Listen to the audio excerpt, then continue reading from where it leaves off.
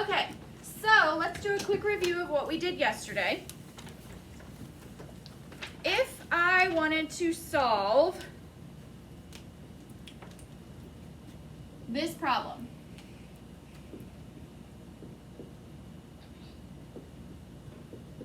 using models, what do I do first? Come on, guys. Everybody should have their hand raised. Ethan, what do I do first? Model. Which one do I model? Just 5? 4/5, because it's the first number. What's the math word for the first number in a subtraction sentence? Michaela? Everybody should know this. Said it like 100 times yesterday. Starts with an M. Zari? Minuend. The minuend. How do I model 4/5, Ethan? The denominator tells us what? How many tiles or which tiles? The denominator? So which tiles do I use if our denominator is 5? Do I have 5 tiles? What's the unit fraction? Colin? The 1/5. The 1/5 tiles. The numerator tells me what? I know the denominator tells me which tiles to use, so I'm using the 1/5. The numerator tells me what, Ethan? How many? So how many 1/5 tiles do I need to model 4/5? 4. 1, 2, 3, 4. Good. So I did the first step. I modeled my minuend, 4/5. Now what do I do? I subtract. What do I subtract? 2. Look at the problem. Is this the number 2? What number is that? This number right here is 5. 2/5. How do which is the what? What's the math word for this second number in the subtraction problem? Carla? Subtrahend. The subtrahend. Now, how do I show subtracting 2/5 with my fraction tiles? How do I show that? Well, if I was on paper, I would cross it out. But since I have the actual tiles and I don't want to mark on them, what am I going to do? I'm going to take 2 of the 1/5 tiles away. Now what do I do, Ethan? See how many what I have? Tiles. I see how many are left. How many are left? 1, 2. Does that mean my answer is 2? The number of tiles left tells me my numerator or my denominator.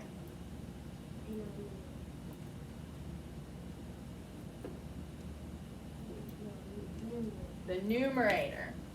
And where does my denominator come from?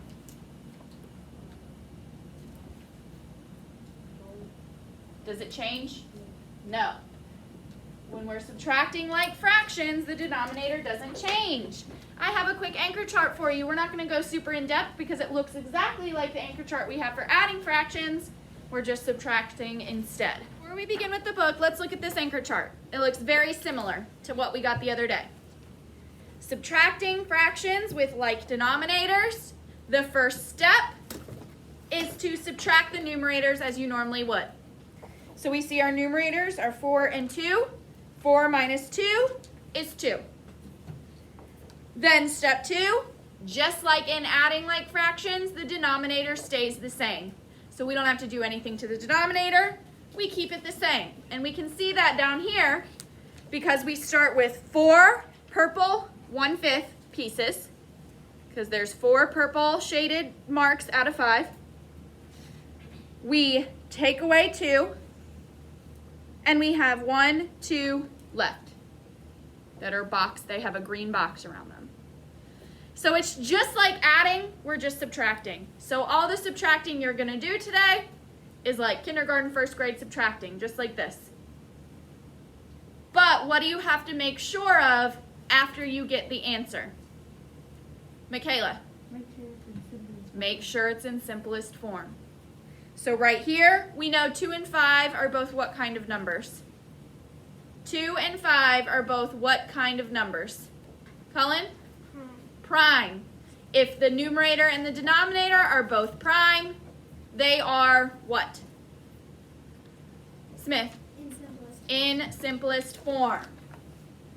So go ahead and make sure your book is open to chapter 9, lesson 4. 571. Yes, Carla? Number 1. Well, we'll get to number 1 when we get there, okay? So let's go one step at a time. Okay. So, everybody, let's look at the sentences under the title. And Smith, please read. Think of subtracting like fractions as separating parts that refer to the same whole. To subtract like fractions, subtract the numerators and keep the same denominator. So it's just like adding like fractions. The only difference is you're subtracting the numerators instead of adding them. So you're starting with a group, taking some away, and ending up with a smaller number. So as you're doing this math today, if you end up with a numerator that's greater than your minuend, you probably added. Make sure you're paying attention and not making silly mistakes and adding instead of subtracting. Okay, so we see 2 examples. 4/5 minus 2/5. Well, if we follow those steps, subtract the numerators. 4 minus 2 is 2. Denominators stay the same. We get 2/5. 2 and 5 are both prime, so that means it's in simplest form. We have 8/10 minus 5/10. We subtract the numerators. 8 minus 5 is 3. The denominator stays the same. We check for simplest form. Remember another trick, if your numerator is prime and it is not a a factor of your denominator, it's in simplest form. 3 is prime, 10 is composite, but 3 is not a factor of 10, so it's in simplest form. Okay, let's go ahead and look at example 1. Okay, everybody, finger or pencil on example 1.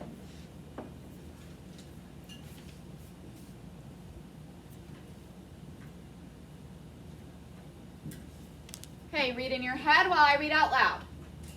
Remember, we're going to imagine, every time we get to a number, we're going to imagine what is that number telling us.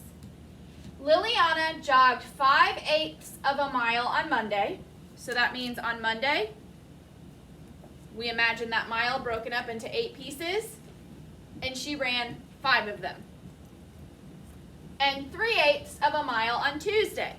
That means she broke that same mile up into those same 8 pieces, but she only ran 3 of them on Tuesday. How much farther did she jog on Monday? How much farther is a hint that we subtract.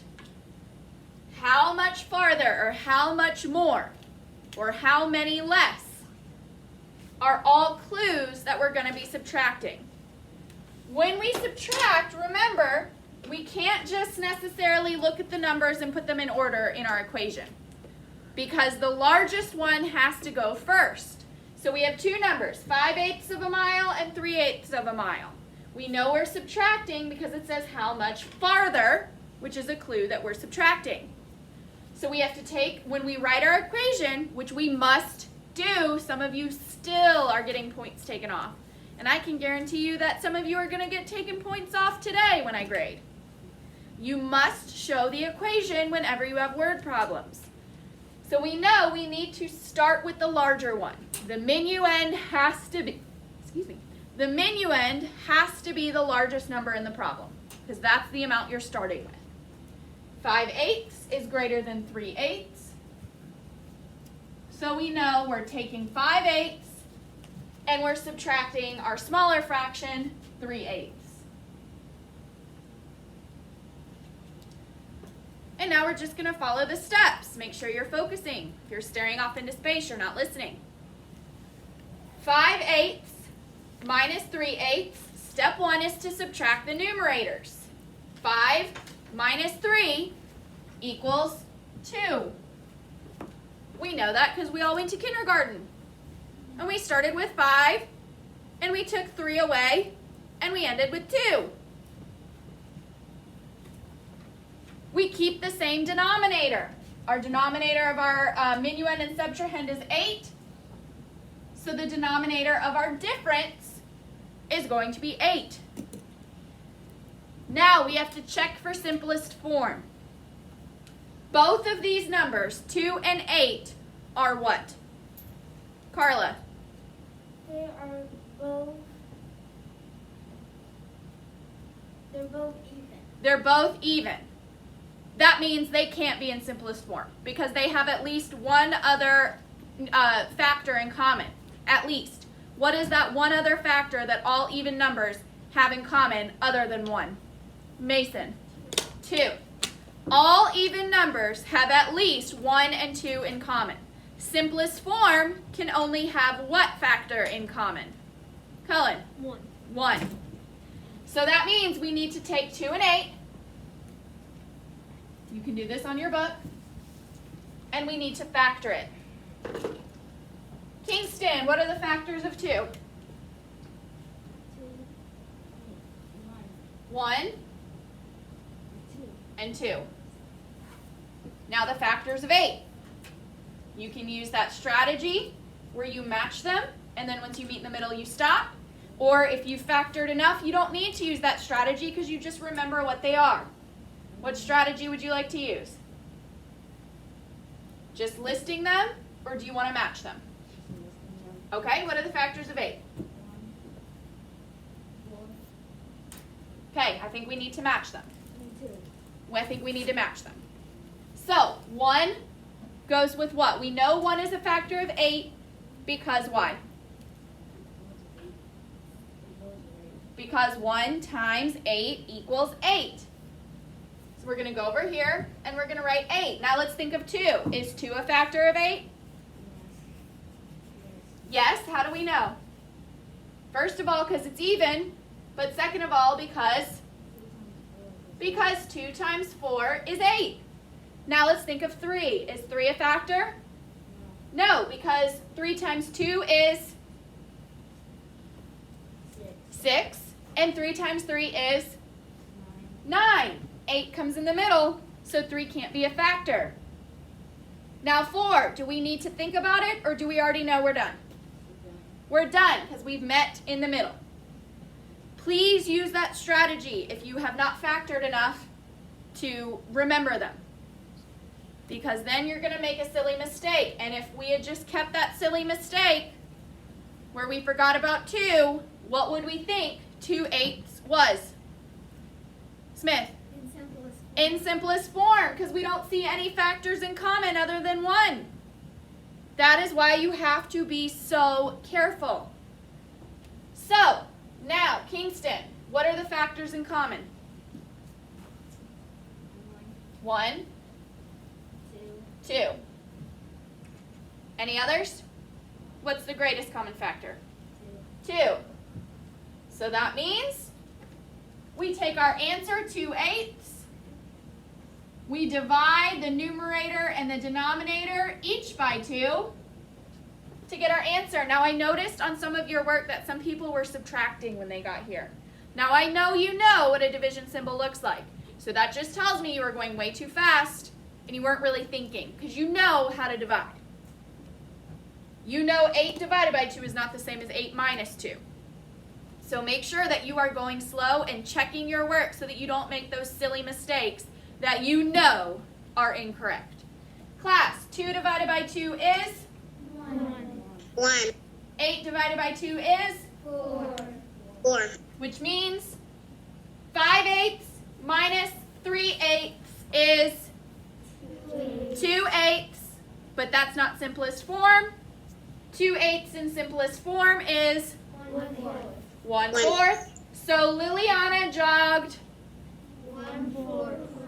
1/4 of a mile farther on Monday.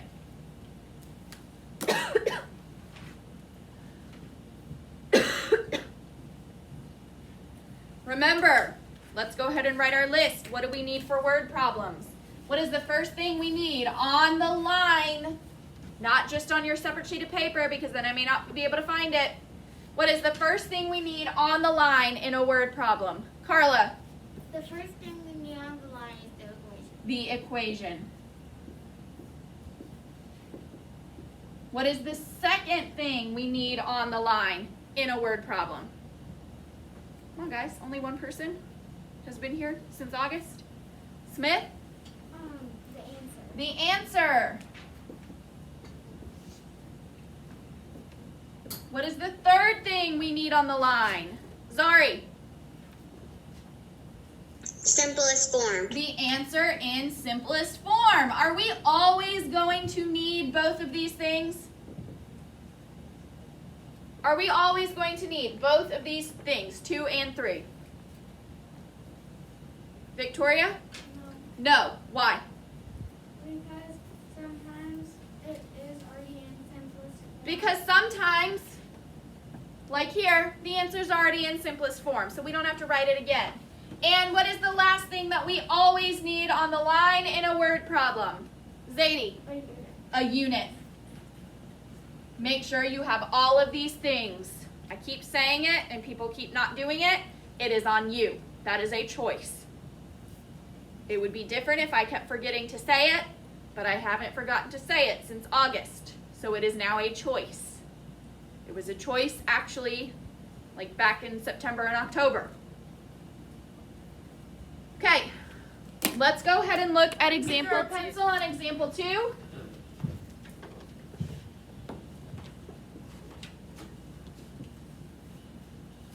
Our problem says find 7/10 minus 5/10. Do we need all of these things in the end? Is this a real world word problem? No. So all we need is the answer and then simplest form. Okay, so we have 7/10 minus 5/10. Now yes, you can use number lines to subtract like fractions. We just count back whatever our subtrahend numerator is. We start at our minuend, and then we count back however many times the numerator tells us to do. We'll look at that after we go through the problem the regular way, because you won't be using number lines on your own. This will just be a little thing that you can use if you have those number lines, but you won't be using them on your independent practice or your homework. So we have 7/10 minus 5/10. We know the very first step is to subtract the numerator. Subtract the numerators. Class, 7 minus 5 is 2. We know the next step is that the denominator stays the same. Our minuend and subtrahend have a denominator of 10, so our difference will have a denominator of 10. Now this is what they mean by counting back. We start at 7/10, our minuend. So we find 7/10 on our number line, and that's where we start. Then we look at the numerator of our subtrahend. The numerator of our subtrahend is 5. We are going to count back 5. So 1, 2, 3, 4, 5, and we end up at which fraction? Lena? 2/10. So that is how you use number lines to subtract fractions. You find your minuend, the whole minuend on the number line. Our minuend is 7/10, so we plot 7/10 on our number line. Then to subtract, we just look at the numerator of our subtrahend, and we count back that many times. Wherever we land is the difference. Okay, but are we done with this problem no matter what? Why? Why are we not done with this problem? Cullen. Because we have to put it in simplest form. We have to put it in simplest form. 2 and 10 are both what kind of numbers? Even. Even. That means they have to have 1 and what other number in common, at least? 2. 2. So, let's go ahead and list the factors of 2 and 10. Cullen, would you like to list them, or would you like to use the matching way? I'll list. Okay. Factors of 2, 1 and 2. 1 and 2. Factors of 10, 1, 2, 5, and 10. 1, 2, 5, and 10. Now, don't be embarrassed if you still have to match. Please do that. Because the more you match them, the more you do it the way that Kingston and I did it, the more you'll eventually be able to memorize them and list them the way Cullen did. Okay? So do not be embarrassed if you still have to match. Please do that. I would rather it take you that little teeny bit of time longer and get the right answer than try to move too fast and list before you're ready and get the wrong answer. Cullen, what are the common factors? 1 1 and 2. and 2. Greatest common factor? 2. 2. So we look at our answer, 2/10. We divide the numerator and the denominator each by 2. Class, 2 divided by 2 is 1. 1. 1, Class, 10 divided by 2 is 5. 5, And if we look at our number line, we see that 2/10 is in the same exact place as 1/5. If we plot the tenths and the fifths, we see that 2/10 and 1/5 are at the same exact place. Because see, we have 1, 2, 3, 4, 5 pieces, and we landed at the end of the first of the 5 pieces. And we also have 1, 2, 3, 4, 5, 6, 7, 8, 9, 10 pieces, and we landed at the end of the second piece. So they're in the same exact spot because they are what type of fractions? 2/10 and 1/5 are what type of fractions? Zari? equivalent, Equivalent fractions. Come on, guys, vocabulary is very important, even in math. So we figured out that 7/10 minus 5/10 was what? 7/10 minus 5/10 was what, class? 2/10. 2/10. But that's not in simplest form, so we simplified it. 2/10 in simplest form is 1/5. 1/5, 1/5. So 7/10 minus 5/10 is 1/5. 1/5, 1/5.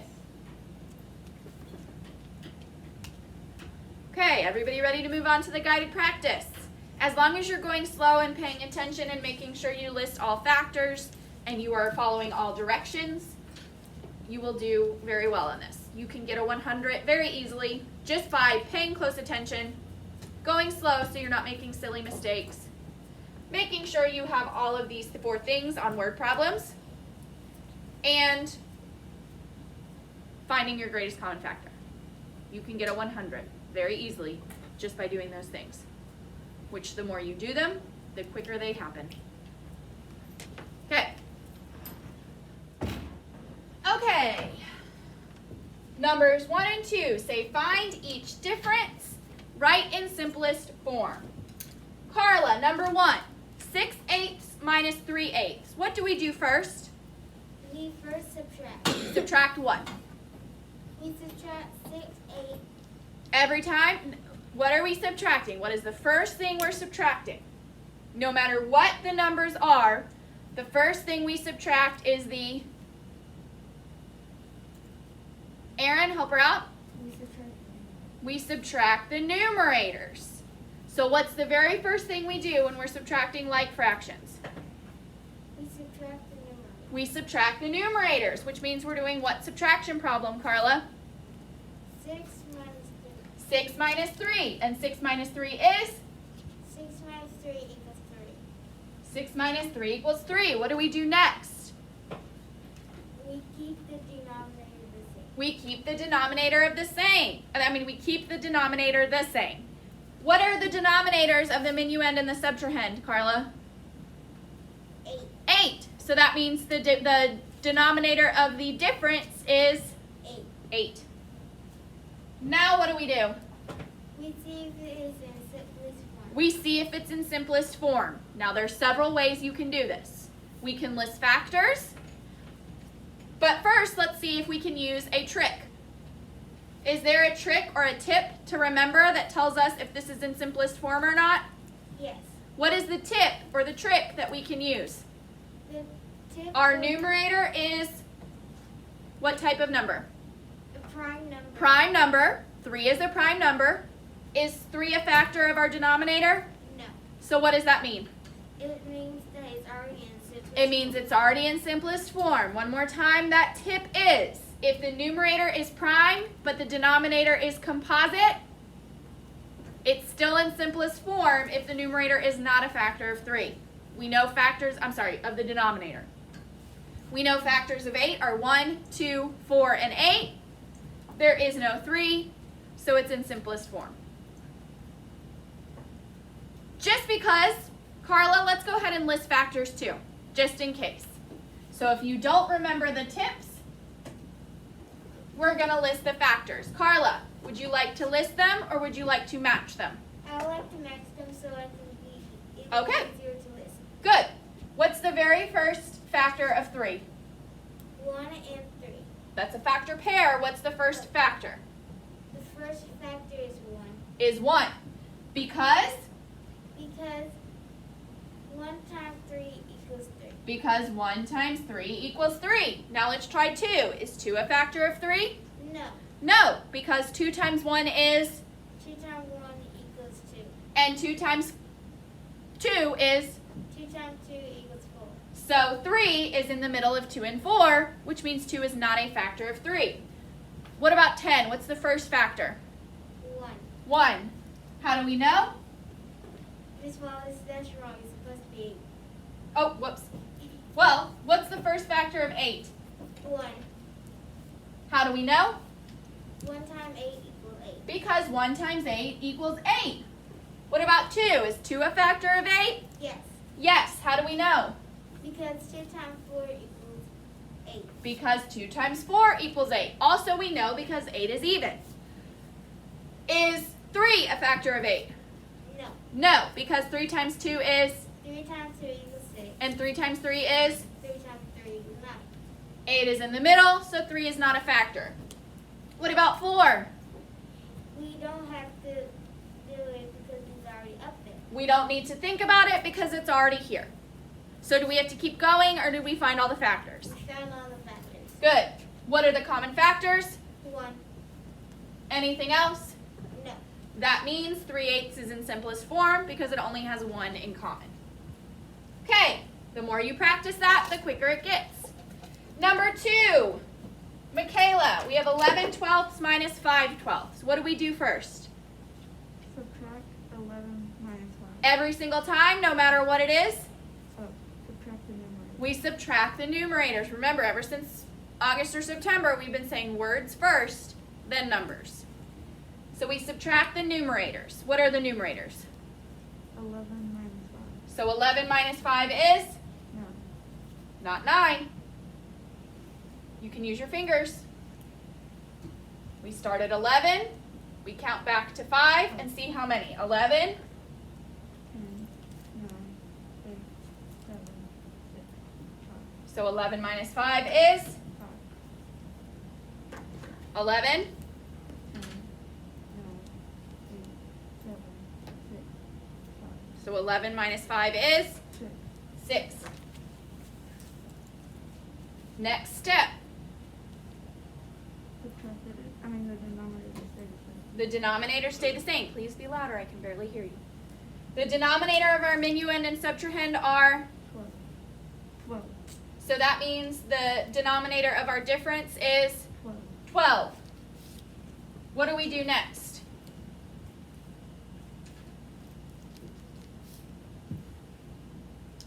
Put it in simplest form. We have to check for simplest form. How do we know that 6/12 is not in simplest form? Because 6 is a factor of 12. Because 6 is in a factor of 12. I can't hear you. 6 is in a factor of 12. 6 is not a factor of 12? That's not how we know. We can look at this numerator and denominator, they are both what kind of numbers? Prime. They are not prime numbers. So composite. They are composite, but that's not how we know. Cullen? Because they're both even. They're both even. They can both be evenly divided by 2. If both numbers are even, that means they have at least one other factor other than 1 in common. What is that one other factor at least? 2. 2. But we don't know if that's our greatest common factor. So what do we need to do? Factor. We need to list factors. Would you like to list or would you like to match? List. Okay. What are the factors of 6? 1, 2, 3, and 6. I can't hear you. You've got to be louder. Factors of 12. 1, 2, 3,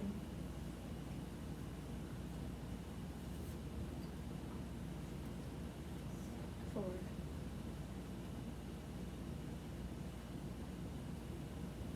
and 12.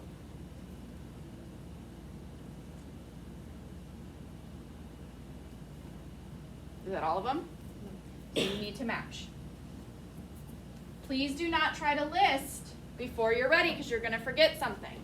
So let's start again. What's the first factor of 12? 1. Because? 1 times 12 is 12. Because 1 times 12 is 12. What's the next factor of 12? 2. 2. Because? 2 times 6 is 12. Because 2 times 6. Look, before we would have forgotten that. And then we wouldn't have gotten the right answer. And I'll tell you why. Is 3 a factor of 12? Yes. Yes, because 3 times 4 is 12. 3 times 4 is 12. Is 4 a factor of 12? Yes, but you don't need to write it because it's already up there. Yes, good.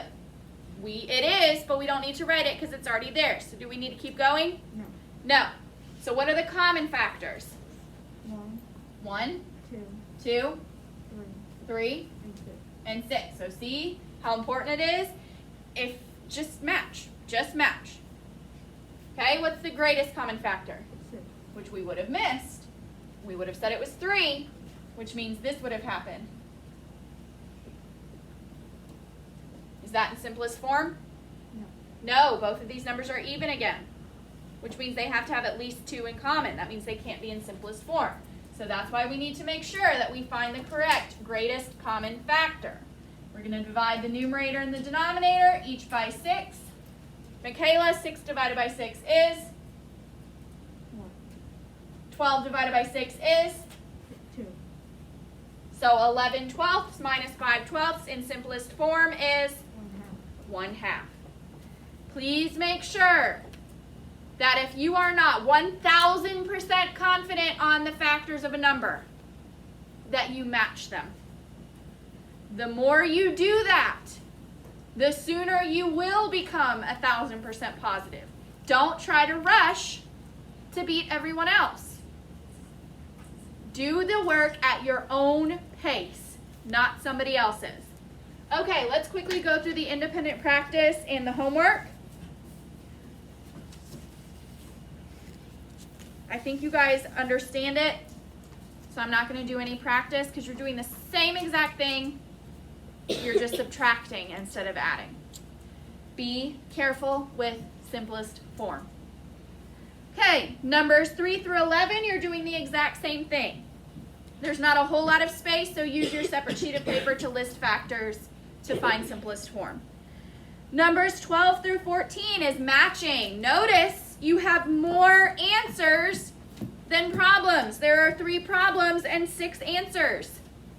That means first you need to find the answer for each problem and then match it.